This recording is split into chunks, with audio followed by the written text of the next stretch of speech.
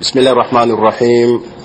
الحمد لله رب العالمين، والصلاة والسلام على رسول الله صلى الله عليه وسلم وعلى آله وأصحابه وسلم تسليما كثيرا مزيدا.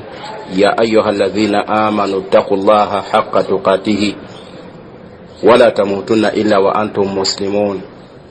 يا أيها الذين آمنوا اتقوا الله وقولوا قولا سديدا يصلح لكم أعمالكم ويغفر لكم ذنوبكم، وما يطع الله ورسوله فقد فاز فوزا عظيما.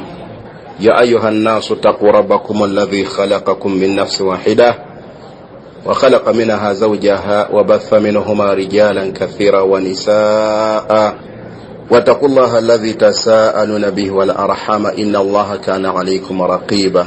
إن أصدق الحديث كتاب الله، وخير الهدي هدي محمد صلى الله عليه وسلم، وشر الأمور محدثاتها، وكل محدثة بدعة، وكل بدعة ضلالة، وكل ضلالة في النار.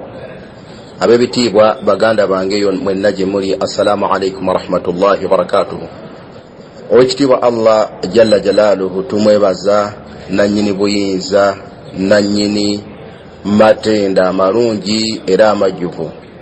Oyo Allah subhanahu wa ta'ala atulekeddewo ekyengera kyaffe ekyobulamu kituyambye okubeera nti tukyasobola okuyimirizaawo ebyatulalikwako ebyetteeka gye tuli, era nga tukyasobola okuyita mu mbeera ey'obulamu okuleka ebyatuziizibwako nga kiragiro era tteeka gye tuli okuleka buli kyonna ekiba kituziiziddwako.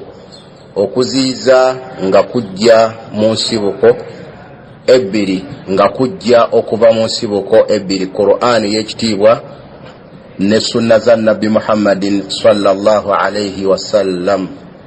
Bakadde banga b'ebitiibwa kye tulina okumanyira awamu nti ebiragiro ebyava ewa Allah tabaraka wa ta'ala nga biyita mu Qur'an n'ebyo bye yayisa ku lulimi lwa Nabbi Muhammadin sallallahu alayhi wasallam byawulwamu engeri bbiri. Waliwo ebiragiro ebyajja nga kutulagira nti mukole, teeka tulina okukola, n'ebiragiro ebyajja nga kutuziiza nti muleke, teeka tulina okuleka. Muntu yenna aleka ekyamulagirwa okukola Allah tabaraka wa ta'ala kyamulagira mu Qur'ani nti kola, Allah tabaraka wa ta'ala kyamulagira ng'ayisa mu sunna za Nabbi Muhammadin nti kola, n'agaana okukola ekiragiro ekyo ekimulagiddwa, aba ayawukanye ku muddu omusilaamu kyateekeddwa okubeerako.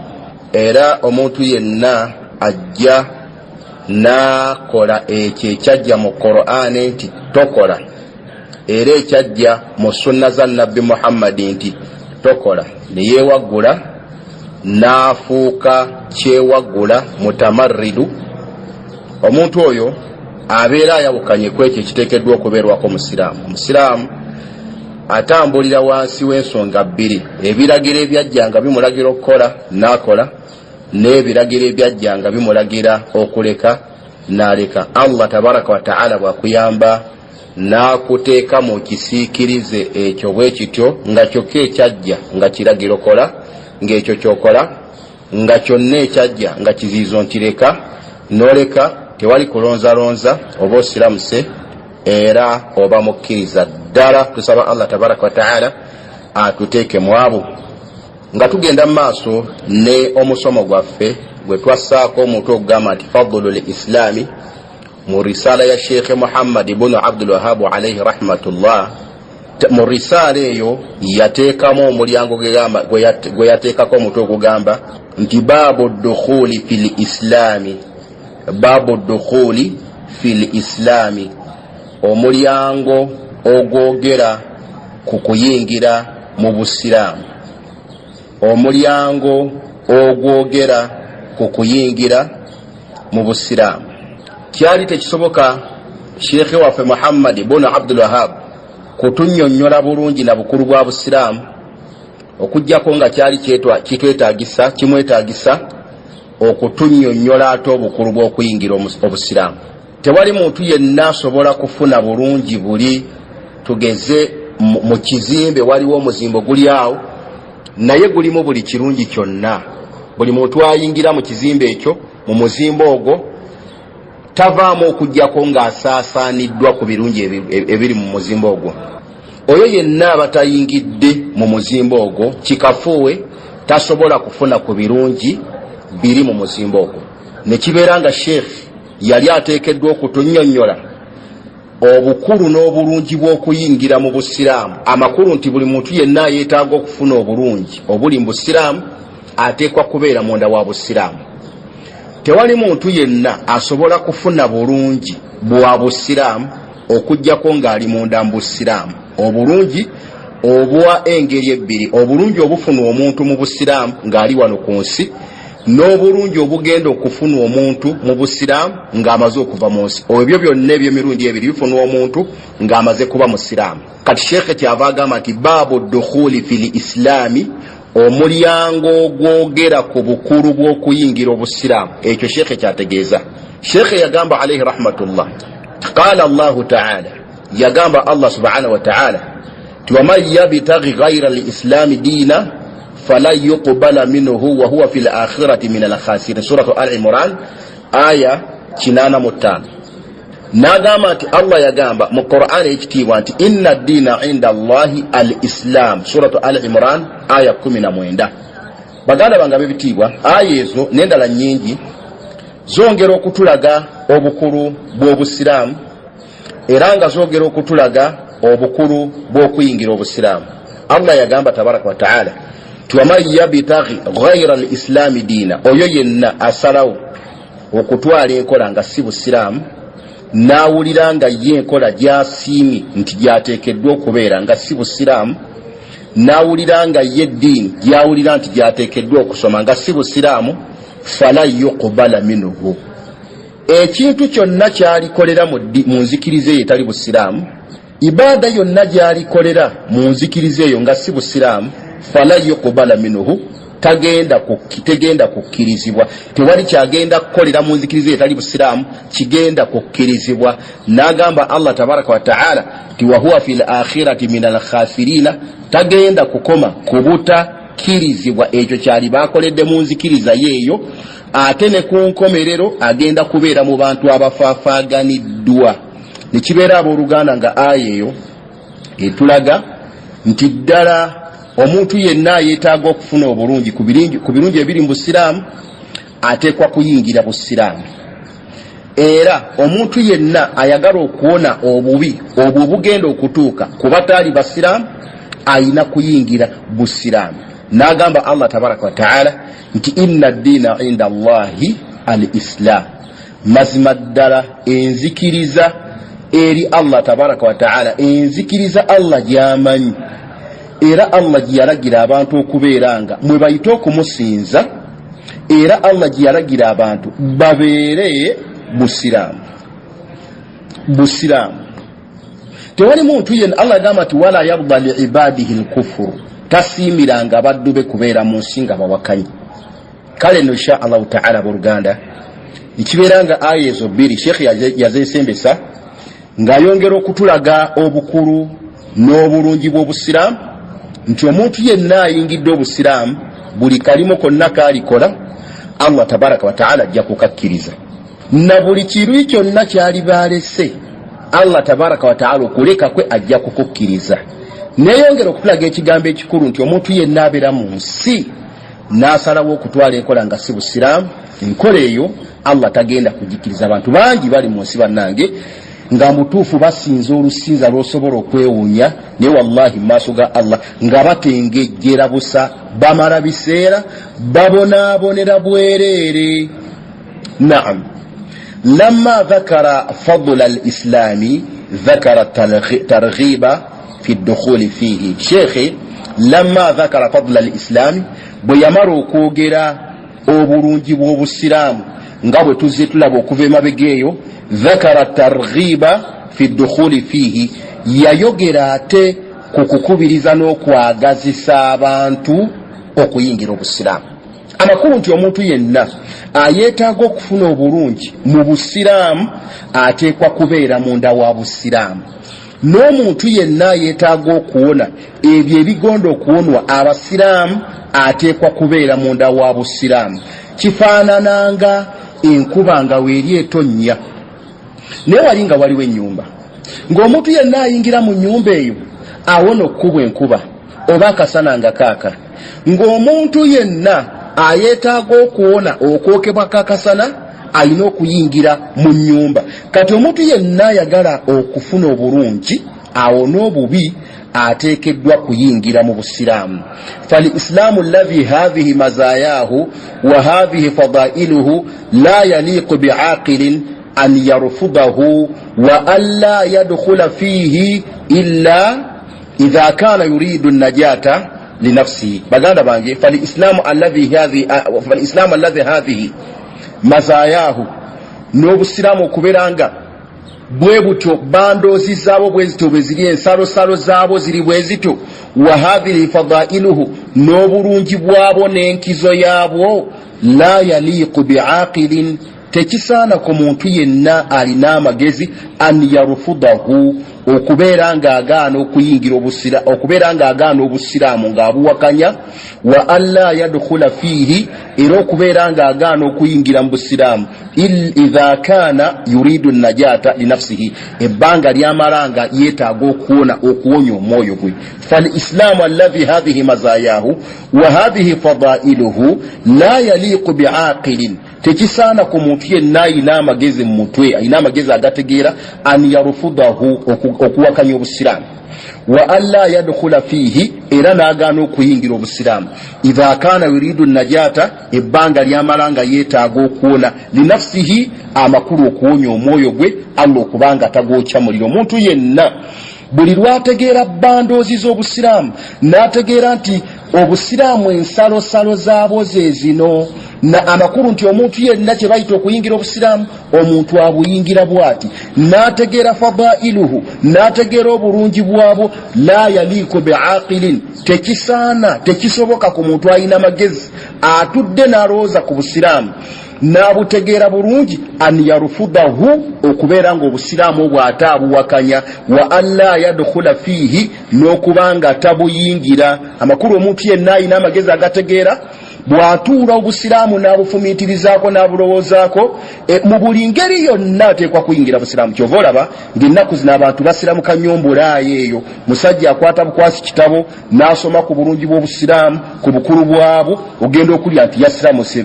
idha kana yuridu najata linafsihi ebbanga lyamalanga yeetaaga okuwonya omwoyo gwe. waman yabtaghi ghayra alislaami diina fala yuqbala minhu, oyo yenna atwala ekola nga si busiraamu abooluganda Allah tagenda kugikkiriza, Allah talina kintu kyonna kyagenda kukkiriza kuva mu ye. Lwaki? kubanga inna diina inda Allahi al-islam. falladhina yaqulun n'abo abagamba nti innahum ala diini nti bo bali ku ddiini, wa annahum ya'rifuna Allaha nti mazima bo bategeera Allah tabaraka wa ta'ala, wa ya'buduna Allaha era nga bagamba nti Allah bamusinza, min alyahudi wannaswara mu bayudaaya n'abanaswara, bayabawuna dukhula fil islaami ne babeera nga ate bagaana okuyingira mu busiraamu, laysu ala diinin abo babeera tebali ku ddiini, liannahum olw'ensonga nti bo ala diinin mansukhin babeera bali ku ddiini yasiimuulwawo, intaha al-amalu bihi ng'okugikolerako kwaggwa kwakoma. Baganda bange falladhina yaquluna n'abo abagamba nti annahum ala diini nti bo bali ku ddiini, wa annahum ya'rifuna Allaha nti era bo bategeera Allah tabaraka wa ta'ala, wa ya'buduna Allaha nti era Allah bamusinza, min alyahudi wannaswara nga balimba Yudaaya n'Abaswara,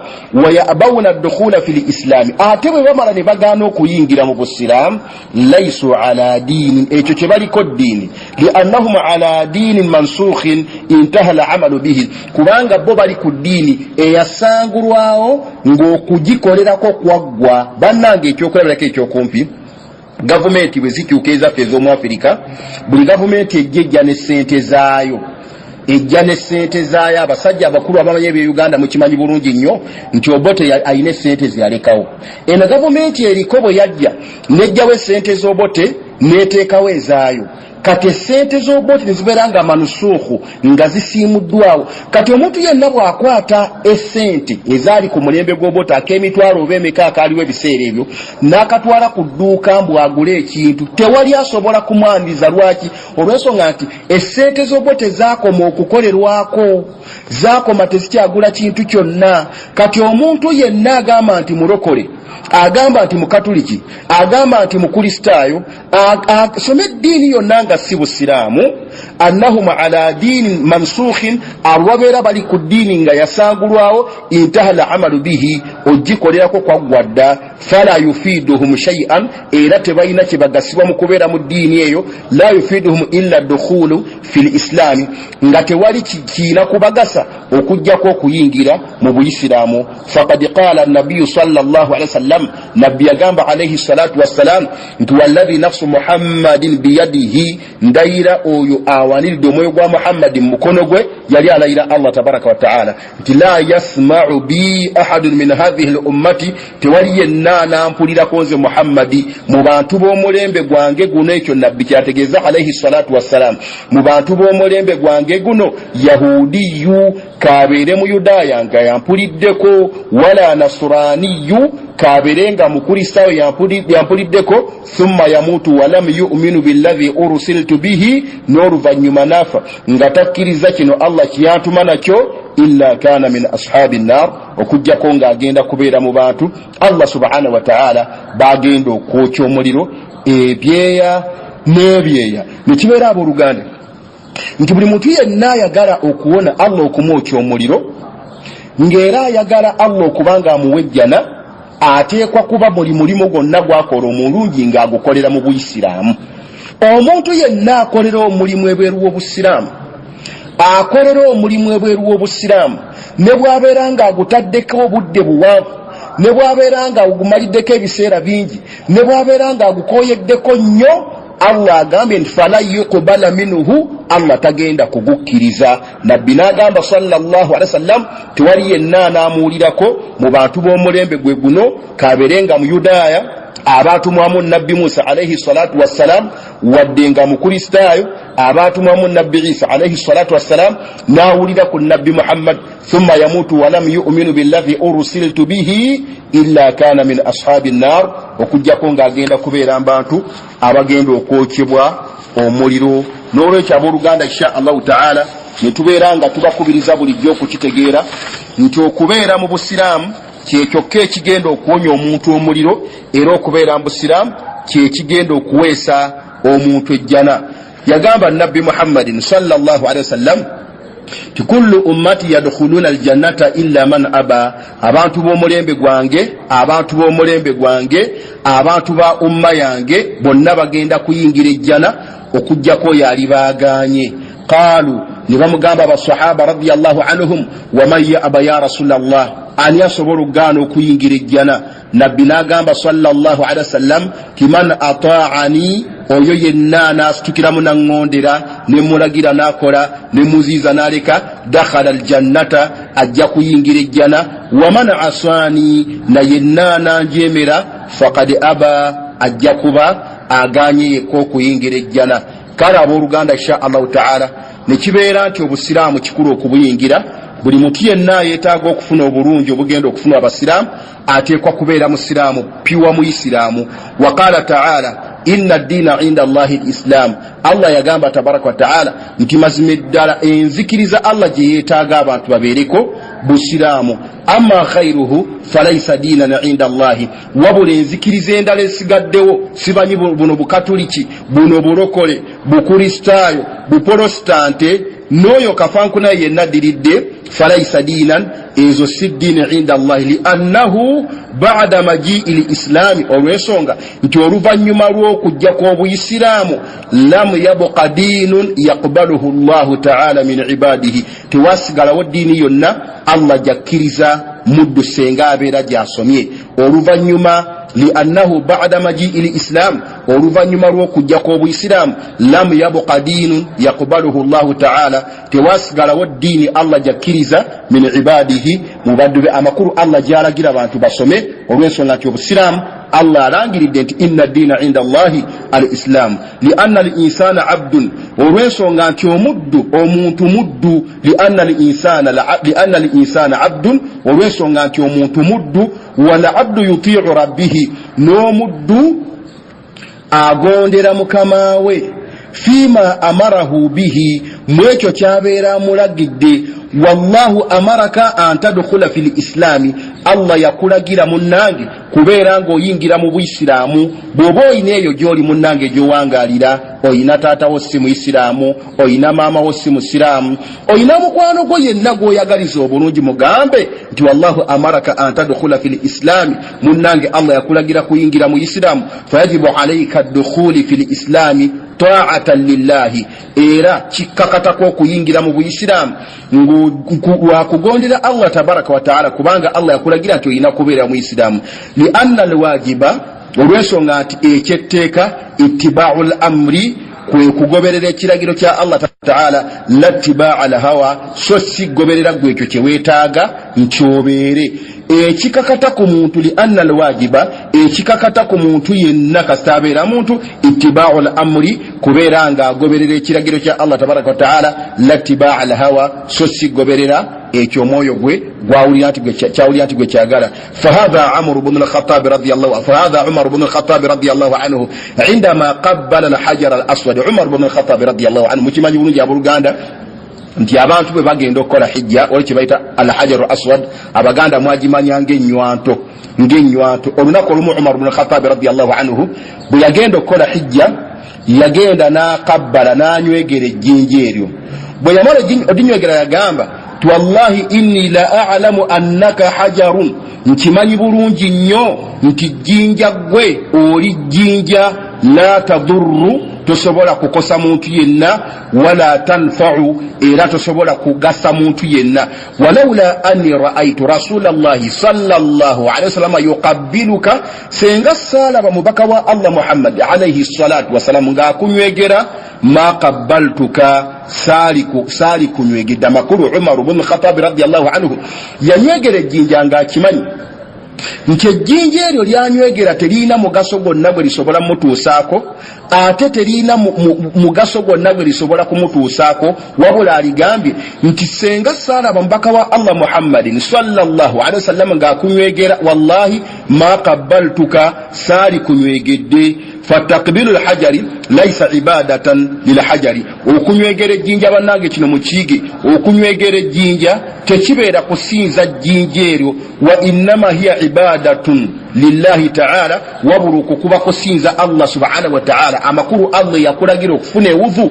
nagamba nti funa ewudhu oba tosinza biyungo byo Allah yagamba nti vuna mawasi wali oba tosinza ttaka wabula oba ozinsaka Allah tabaraka wa innama ibadatun lillahi ta'ala okunywegera ejjinja kuba kusinza Allah tabaraka wa ta'ala watawafu bilkaaba n'okwetolola kaaba laysa ibadatan bilkaaba era tekuba kusinza kaaba wa innama huwa imtithalu li amri llahi wabuluku kuba kuteeka mu nkola biragiro bya Allah tabaraka wa ta'ala wa ibadatu lahu na kubeeranga omusinza Allah abooluganda kyetufuna mbigambo ebyo nti ekintu kyonna kyokola mu Busiraamu oteekwa okukikola ng'okikola ku lwa Allah tabaraka wa ta'ala omuddu yenna abeera ayingidde Obusiraamu ateekwa okubeera omugonvu n'akola buli kyonna kyasanze nga kya mu Busiraamu so si kukola ye byabeera yagadde fasha'anu yaduru ma'a amri llahi wa shar'ihi buli nsonga yonna gy'oba ogenda okukola eteekwa okuba nga yeetooloolera wansi wa biragiro bya Allah tabaraka wa ta'ala namateeka ge wala i'tirada ala dhalika nga tewali kuwakanya tewali kugaana kwekyo Allah kyabeera akugambye olw'ensonga faqad i'tarada iblisu yawakana Allah n'agigamba nti bona miradamu neegaana ala amri llahi neejeemera ebiragiro bya Allah tabaraka wa ta'ala fakana masiruhu at-tardu wal-ib'adu wal-la'na wal-ghadabu nekibeera nga kyekyadirira faqad i'tarada iblisu ala amri llah iblisu alayhi la'na yawakanya neegaana okussa mu nkola ekiragiro kya Allah Allah yagigamba nti isjudu li adama muvuunamirana fasajadu illa iblisu neegaana bwe yagaana fakana masiruhu nekibeera nga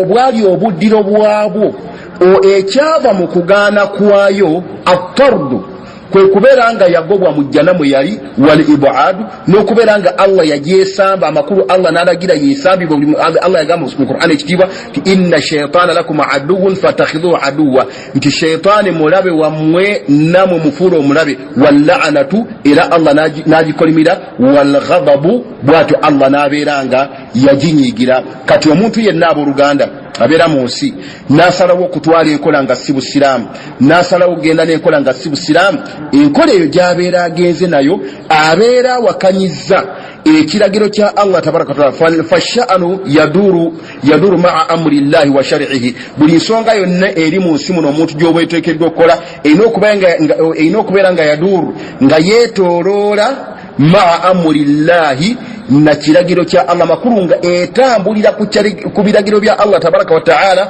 wa shar'ihi na mateeka ge, wala i'tirada ala dhalika nga tewali kuwakanya tewali kugaana. Faqad i'tarada iblisu yagaana Allah agiragira okuvuunama negaana. Fakana masiruhu at-tardu wal ib'adu wal la'natu wal ghadab. Kiyafuna ki at-tardu Allah kujigoba, wal ib'adu na kujesamba, wal la'na na kujikolimira, wal ghadab Allah na kujisaako busungu. Kati omuntu yenna agaana obusiraamu, omuntu yenna agaana obuyisiraamu munnangire ekkubo lyabeera akutte. Kati insha Allah buluganda amakubiriza mwongere nnyo okukuuma obusiraamu bwammwe, mwongere nnyo okunyweza obusiraamu bwammwe, mwongere nnyo okwagala obusiraamu bwammwe. Kkiriza ebintu byonna bikuggweko osigale nga toyina wallahi ng'osigazza obusiraamu. Omuntu yenna ayina obusiraamu, tewaba muntu abeera musinga kubeera na kintu kirungi. Omuntu yenna Allah gwawadde obusiraamu obutuufu obuli ku Qur'an ekitiibwa, obuli ku tawhidu, obuli ku sunna za Nabbi Muhammad sallallahu alaihi wasallam, butali mu bid'aati, n'abubeerako mu butuufu bwabo. Ne bwabeera nga talina kintu kyonna bintu ebibeerwa mu nsi, tewaba abeera musinga kubeera na bulungi nga bwe kyajja mu bigambo bya Nabbi Muhammad alayhi salatu wasallam. Olunaku olumu Nabbi Muhammad yali atudde watudde n'omu ku basahaba, ne wajja bayitawo omusajja, yali musajja mugagga, nga musajja munyirivu, nga musajja alabika bulungi nnyo, nga Nabbi ayina waali. Nabbi kyava abuuza sahabi ono timara ayuka fi hadha, omusajja oyo omulabye otyo? Omusajja oyo mulungi, alabika obulungi, awunya obulungi akawoowo, ayambadde engoye ennungi, bwe gwali badde mulembe gwaffe n'abooluganda avuga emmotoka ey'ebbeeyi. Nabbi abuuza sahabi nti omusajja oyo omulabye otya? Sahabi n'agamba Nabbi hadha jaliyu, musajja wa waggulu nnyo, rajulu min ashrafi nnas, y'omu ku basajja abasibwamu ekitiibwa mu bantu. Sahabi n'awaana omusajja oyo omugagga alabika obulungi n'ebintu bingi nnyo. Babeera bali awo nga wazza omusajja, yali musajja munaku nga yenna ayambadde biziina, talina kyayina. Nabbi n'amugamba nti ma ra'ayuka fi hadha, omusajja oyo omulabye otya? Sahabi n'amugamba nti rajulu min fuqara'i almuslimin, y'omu ku basajja abaavu be tulina mbusira, musajja mwavu nnyo talina kayina. Sahabi kyava agamba Nabbi nti okumanya nga musajja mwavu, wa in khataba, ne bw'abanga agenze mu maka ga muntu okwogerezaawo, alla yunkaha, tewali asobola kumufumbiza muwala we. Gwani asobola okufumbiza omusajja omwavu bw'ati atalina kayina? Wa in qaala, ne bw'abeera nga alina kyagambye, alla yusma'a liqawlihi, tewali ayinza kuwulira kigambo kye. Nabbi Muhammad nasirika alayhi salatu wassalam. Omusajja ono sahabi bw'amala okuwaana omusajja oli omugagga yagenze dda n'alaganga bw'ali omusajja ow'ekitiibwa mbantu. Kakati n'ayogera ne kwona omwavu, Nabbi kyava agamba sahaba radiyallahu anhu ti hadha khairun min mili'il ardi mithlu hadha, nti ensi yonna bwe yali badde ng'erimu abasajja bali abagagga nga be bajjuddemu, ne mubeeramu ono omwavu ng'ali omu, ye yali badde asinga ekitiibwa n'obulungi mu maaso ga Allah. Kiki ekimufudde ow'ekitiibwa okubeera ow'ekitiibwa bw'atyo? Lwakuba nti ayina obuyisiraamu. N'olwekyo insha Allah buluganda amakubiriza nti obusiraamu ddiini yammwe mugyagale, mugiwe ekitiibwa, mugikiririzeemu, mugyeyagaliremu, mugisome. Temukkirize ekintu kyonna ekisobola okuva ebweru w'obusiraamu kijja ne kikosa obusiraamu bwammwe ebbanga lyonna mufeeyo okukuuma obusiraamu nga mubukuuma ng'abakuuma ekintu eky'omuwendo eky'ebbeeyi kubanga ddala bwa muwendo bwa bbeeyi. Lwaki tebwali badde bwa muwendo lwa bbeeyi nga Allah tabaraka wa taala bulonda n'agamba nti inna ddiina inda Allahi al-Islam, eddiini bannange gyenjagadde gyembalondedde musome bwe buyisiraamu. N'atugamba Allah tabaraka wa taala ti waman yabtaghi ghayra al-islaami diina falan yuqbala minhu, omuntu yenna abeera mu nsi n'atwala enkola nga si busiraamu Allah tagenda kugikkiriza era talina mulimu gwonna gwagenda kukkiriza ng'agukoledde mu nzikiriza etali ya busiraamu. Kati insha Allah buluganda bakubiriza nti obusiraamu bwaffe kyetulabye olwaleero baabu dukhuli fil islaami, omulyango ogwogera ku bulungi bw'okuyingira obusiraamu.